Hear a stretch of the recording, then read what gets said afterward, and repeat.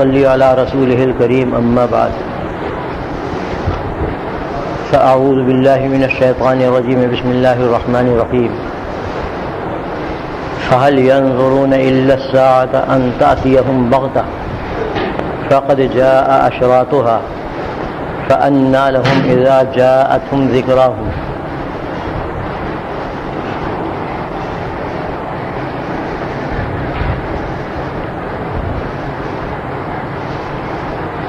محترم حضرات،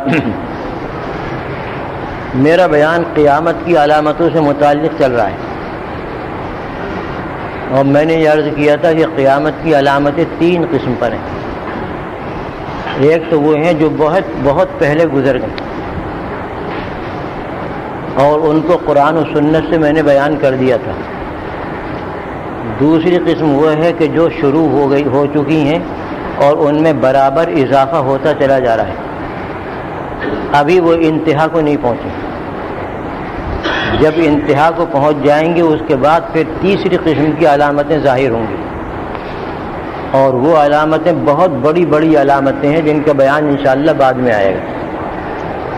میں تو ان درمیانہ علامتوں کے بیان میں لگا ہوا تھا کہ جو شروع ہو چکی ہیں اور برابر ان میں اضافہ ہوتا چلا جا رہا ہے، لیکن ابھی تک وہ انتہا کو نہیں پہنچی. انتہا کو پہنچ جائیں گی تو پھر آخری علامتیں شروع ہوں گی. انہی علامتوں میں سے میں نے گزشتہ مجلس میں بہت کچھ آپ کے سامنے عرض کر دیا تھا. مثلا یہ عرض کیا تھا کہ حدیث بخاری کے اندر آیا ہے کہ جب نااہلوں کے سپرد کام کر دیا جائے تو یہ بھی قیامت کی علامتوں میں سے. اور گزشتہ مجلس میں نے عرض کر دیا تھا اسے، غالباً یہ بھی میں نے عرض کر دیا تھا کہ ایسا مزاج بدل جائے گا لوگوں کا کہ جو جتنا بڑا کمینہ ہوگا، کمینہ خاندان سے ہوگا، اتنا ہی اس کے بارے میں کہیں گے کہ یہ بڑا نصیب والا ہے، بڑا قسمت والا ہے. چنانچہ یہ بھی آپ دیکھتے چلے آ رہے ہیں اور ابھی یہ برابر اضافہ پذیر ہے. میں نے یہ بھی عرض کیا تھا گزشتہ مجلس میں کہ بخاری شریف کی روایت میں یہ آیا ہے کہ قیامت کی علامتوں میں سے یہ بھی ہے کہ علم اٹھ جائے گا اور جہالت غالب آ جائے گی. یہ بھی میں نے تصریح کر دی تھی گزشتہ مجلس میں کہ علم سے مراد یہاں پر قرآن و سنت کا یعنی دین کا علم ہے. موجودہ زمانے میں جس کو علم کہا جاتا ہے یا قرآن و سنت کے اعتبار سے علم ہے ہی نہیں. یہ تو ہنر ہے، پیشہ ہے، کاریگری ہے. قرآن و سنت کا علم اٹھ جائے گا، اور میں نے اس کی صورت بھی بتا دی تھی کیسے اٹھے گا. وہ جہالت غالب آ جائے گی، یعنی علم دین سے جہالت عام ہو جائے گی. چنانچہ ہم اپنے زمانے میں دیکھ رہے ہیں. اور یہ بھی علامات قیامت میں سے تھا کہ شراب خوب پی جائے گی. ایک اور حدیث کے اندر آیا کہ شراب کو حلال کر کے پیا جائے گا. یہ بھی بخاری میں موجود ہے. کس طریقے سے حلال کریں گے؟ حدیث میں یہ ہے کہ اس کا نام تبدیل کر دیں گے، اسے شراب نہیں کچھ اور کہیں گے. اور یہ دشمنان اسلام کو ایک حربہ مل گیا. ہمارے جو دشمن ہیں، خصوصی دشمن، یعنی اہل مغرب اور امریکہ وغیرہ، یہ تو ہمیں کسی حال میں پنپتا ہوا دیکھنا ہی نہیں چاہتے. ہر وہ چیز جو قرآن و سنت کے اندر اللہ تعالیٰ نے اس پر عذاب نازل کرنے کا ذکر فرمایا ہے یا مستحق عذاب ہونے کا ذکر فرمایا ہے، تو ظاہر ہے کہ وہ گناہ کبیرہ ہے. ہر اس چیز کو کہ جس پر استحقاق عذاب ہو امت کے اندر خوب عام کیا ہے تاکہ جلد سے جلد اس کی امت کے اوپر عذاب آئے. چنانچہ انہوں نے نام تبدیل کر دیے کبیرہ گناہوں کے. مثلا شراب ہے اس کا نام تبدیل کر دیا. آپ جانتے ہوں گے کیا کیا نام رکھے. مثلا سود ہے، نام تبدیل کر دیا اور اس کا نام رکھا ہے منافع. اسی طریقے سے بدکاری ہے، زنا ہے، نام تبدیل کر دیا. حدیث بخاری کے اندر یہ بھی آیا ہے کہ ایک زمانے میں ایسے لوگ آئیں گے، یہ بھی قیامت کی علامتوں میں سے ہے، کہ وہ شراب کو بھی حلال کر لیں گے، زنا کو بھی حلال کر لیں گے اور دوسرے گناہوں کو بھی حلال کر لیں گے. یعنی ان برائیوں کا ارتکاب وہ گناہ سمجھ کر نہیں کریں گے بلکہ اس کو حلال سمجھ کر کریں گے. اور حدیث بخاری میں یہ بھی آیا تھا جو کل میں نے پچھلی مجلس میں عرض کر دیا تھا کہ وَيَكْثُرُ الزِّنَا، بدکاری کثرت سے ہو جائے گی. ہم اپنے شہروں کا حال دیکھیں اور اپنے نونہالوں کا حال دیکھیں، اپنے بیٹے اور بیٹیوں کو دیکھیں، اپنی بہنوں کو دیکھیں. اب پھر اس حدیث پر غور کریں کہ کیا صورتحال. حدیث شریف میں آیا ہے تو یہ تو ہوگا. بخاری کی ایک اور حدیث کے اندر آیا ہے کہ وَيَكْثُرُ الزَّلَازِلُ، علامات قیامت میں سے یہ بھی ہے کہ کثرت سے زلزلے آئیں گے. آج فلاں ملک میں آ گیا، کل کو فلاں ملک میں آ گیا، آج ادھر ہو گیا، کل کو ادھر ہو گیا. زلزلوں کی خبر کثرت سے آتی رہتی ہے اخبارات میں. خود ہمارے ملک میں بھی زلزلے آتے رہتے ہیں، اس کی خبر بھی آتی ہے. ایران کے اندر بھی زلزلے آتے ہیں اور کثرت سے آتے ہیں. اللہ تعالیٰ محفوظ رکھے تمام مسلمانوں کو. وہاں کے زلزلے تو بڑے خطرناک ہوتے ہیں. بستیاں کی بستیاں دب جاتی ہیں اور بیٹھ جاتی ہیں زمین میں. ترمذی شریف کی حدیث میں آیا کہ زمین میں دھنسنے کے واقعات بھی ہوں گے. قیامت کی علامتوں میں سے یہ بھی ہے کہ زمین میں دھنسنے کے واقعات بھی ہوں گے. چنانچہ وہ واقعات ہوتے چلے جا رہے ہیں. مکانات دھنس رہے ہیں، بستیاں دھنس رہی ہیں. اخبارات میں ہی آپ نے پڑھا ہوگا کہ ہمارے ہی ملک میں کوئی بستی ہے جس کا مجھے نام یاد نہیں رہا، وہ برابر نیچے بیٹھتی چلی جا رہی ہے. زمین میں وہ دھنستی چلی جا رہی ہے. لوگ نکل بھاگے وہاں سے، لیکن بستیاں دھنس رہی ہیں. اور حدیث شریف کے اندر آیا کہ قیامت کی علامتوں میں سے یہ بھی ہے کہ برکت اڑ جائے گی. وقت کے گزرنے کا کوئی احساس نہ ہوگا. دن آیا، رات آئی، پتہ نہیں چلے گا کہ دن کب آیا اور کب چلا گیا، رات کب آئی اور کب چلی گئی. اور اس کی وجہ بہت سی لکھی ہیں علماء نے کہ رات اور دن کے آنے جانے کا خیال نہیں رہے گا، احساس مٹ جائے گا. ایک وجہ اس کی یہ لکھی ہے کہ لوگ اس قدر مستی میں اور عیاشی کے اندر مبتلا ہو جائیں گے کہ ان کو وقت کے گزرنے کا احساس نہیں رہے گا. کیونکہ عیاشی کا اور مستی کا یہی اثر ہے کہ جو اس میں مشغول ہو جاتا ہے، منہمک ہو جاتا ہے، وہ ہر چیز سے غافل ہو جاتا ہے. تو فرمایا کہ لوگ ایسے عیاشی کے اندر اور مستیوں کے اندر مشغول ہو جائیں گے کہ وقت گزرنے کا احساس بھی ختم ہو جائے گا. یہ بے برکتی کا مطلب ہے. ویسے بھی یہ بے برکتی آج کل آپ دیکھیں تو عام ہو رہی ہے. نہ وقت میں برکت ہے، نہ زندگی میں برکت ہے، نہ رزق میں برکت ہے، نہ صحت و تندرستی میں برکت ہے، نہ کاروبار میں برکت ہے، نہ کسی اور چیز میں برکت ہے. ایسا معلوم ہوتا ہے کہ 50 سال پہلے یا 40 سال پہلے جو یہاں برکتیں اللہ کی برس رہی تھیں وہ سب اٹھا لی گئی. قیام پاکستان کے بعد سے برکتیں برسنا شروع ہو گئیں. اللہ کے یہاں کمی نہیں ہے، وہ نوازتا ہے اور خوب نوازتا ہے. لیکن جب ہم نے نافرمانیاں شروع کر دی، اب مسلسل آگے بڑھتے چلے گئے، حتیٰ کہ پیچھے ہٹنے کو کوئی تیار نہ ہوا اور نہ کوئی پیچھے ہٹا. تو نتیجہ یہ ہوا کہ جو اللہ تعالیٰ نے قرآن کریم کے اندر بیان فرمایا ہے، ایک خاص بستی کا ذکر فرمایا ہے قرآن کریم میں. ضرب اللہ مثلا قریۃ آمنۃ کانت مطمئنۃ یأتیہا رزقها رغدا من کل مکان فکفرت بانعم اللہ فاذاقها اللہ لباس الجوع والخوف. یہ جو بستیوں کے اور دوسرے لوگوں کے واقعات قرآن کریم بیان فرماتا ہے، یہ ہماری عبرت کے لیے بیان فرماتا ہے تاکہ ہم آنکھیں کھولیں.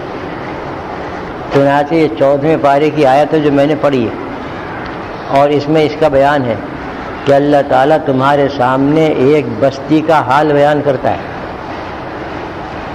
اس بستی کی کیا کیفیت تھی؟ کانت آمنۃ مطمئنہ، بڑے امن و امان اور بڑے اطمینان کے اندر تھی. وہاں کے لوگ بڑے امن و امان میں تھے، بڑے اطمینان اور خوشحالی کے ساتھ زندگی گزار رہے تھے، سکون کے ساتھ زندگی گزار رہے تھے.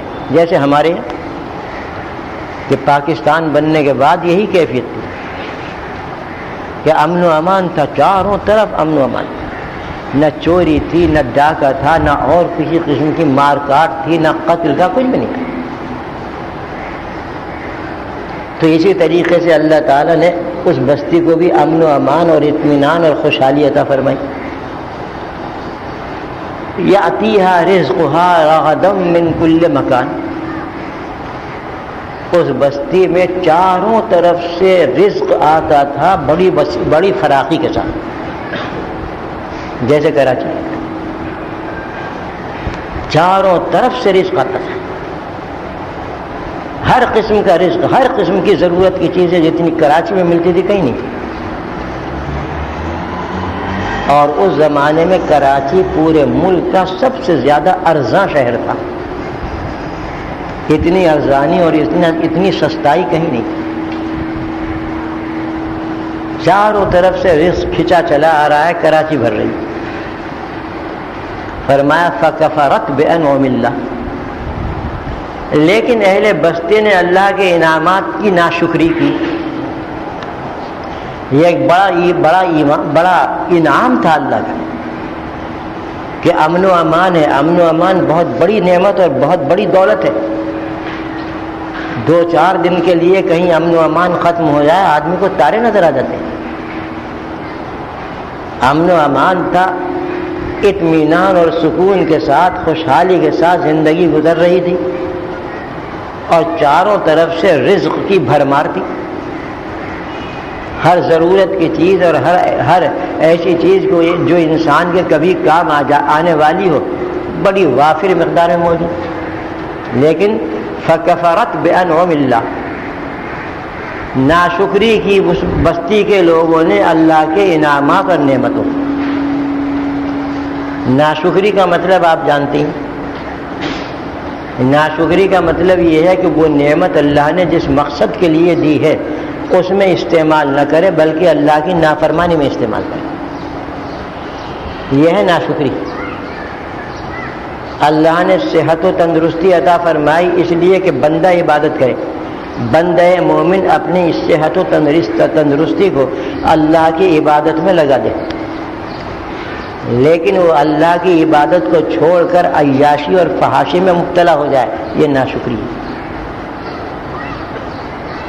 اللہ رب العزت نے مال عطا فرمایا، وافر مقدار میں مال عطا فرمایا، اس لیے عطا فرمایا کہ بندہ اس سے اپنی آخرت کا سامان درست کر لے.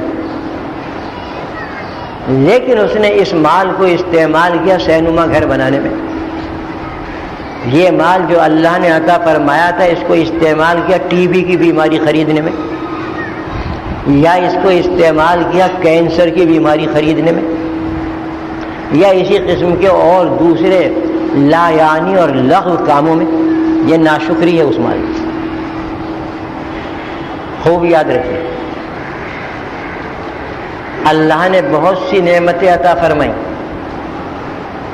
اور ان نعمتوں کے عطا فرمانے کا مقصود آپ جانتے ہیں۔ اگر اس مقصود کے اندر استعمال کیا ہے ان نعمتوں کو تو شکر ادا کیا، اور اگر اس کے خلاف اس کی معصیت اور اس کی نافرمانی میں استعمال کیا تو ناشکری کی۔ تو اسی طریقے سے فکفرت بانعم اللہ، انہوں نے اللہ کی ان نعمتوں کی ناشکری کی۔ اب قانون آیا، اللہ کا جو قانون وہ قانون تو آئے گا، ہاں کوئی بھی کیسا کرے اس کا قانون آ جائے گا۔ فَأَذَاقَهَا اللَّهُ لِبَاسَ الْجُوعِ وَالْخَوْفِ بِمَا كَانُوا يَصْنَعُونَ، تو اللہ تعالیٰ نے چکھا دیا ان کو، اس بستی والوں کو چکھا دیا۔ کیا چکھا دیا؟ کہ بھوک ان کے اوپر مسلط کر دی لباس کی طرح، اور خوف ان پر مسلط کر دیا لباس کی طرح۔ یہ ہے اس ناشکری کا نتیجہ جو اس دنیا میں ہی ظاہر ہوتا ہے، آخرت کا معاملہ اللہ تعالیٰ جانے۔ تو دیکھ لیجئے یہاں پر ناشکری کی نتیجہ کیا ہوا کہ وہ بھوک میں اور فاقے میں مبتلا ہوئے، قحط پڑ گیا، بحران پیدا ہو گیا آٹے کا، بحران پیدا ہو گیا پانی کا، بحران پیدا ہو گیا بجلی کا، بحران پیدا ہو گیا کس کس چیز کا جو ضروریات زندگی، یعنی قحط پیدا ہو گیا۔ کیوں؟ اس لیے کہ ناشکری کی تھی اللہ کی نعمتوں کی۔ اللہ نے جو مال عطا فرمایا تھا اس میں خرچ نہیں، اس کے مقصود کے مطابق خرچ نہیں کیا، بلکہ اپنی مرضی سے خرچ کیا، خوب اس سے گناہ کمائے، خوب اس مال کے ذریعے نافرمانیاں کی۔